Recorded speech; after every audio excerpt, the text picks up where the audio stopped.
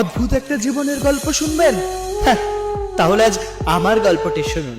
মধ্যবিত্ত পরিবারে জন্মের পরে কত বড় বড় স্বপ্ন দেখেছিলাম, কিন্তু তখন এটা জানা ছিল না যে বাবার টাকা আর পরিবারের সাপোর্ট ছাড়া জীবনটা অনেক ভয়ঙ্কর। আরে কে বলেছে ভালোবাসা শুধু ডিপ্রেশনে ফেলে? আরে কে বলেছে ভালোবাসা শুধু ডিপ্রেশনে ফেলে? হ্যাঁ, একবার ওই ফ্যামিলি চিন্তা করে দেখো, ফ্যামিলির হালটা ধরে দেখো, তোমার ভালোবাসা জানালা দিয়ে পালাবে। কেউ একজন বলেছিল, একবার যদি স্বপ্ন পূরণের লক্ষ্যে পরিবার ছাড়া হয়, ওই পরিবারের মেহমান হয়ে যেতে হয়।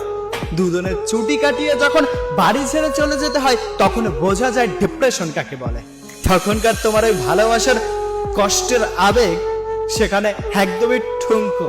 ভালোবেসে প্রিয় মানুষটাকে পেয়েও যদি তাকে ছেড়ে দূরে থাকতে হয়, তাহলে সেটার কেমন সুখে থাকা রে ভাই।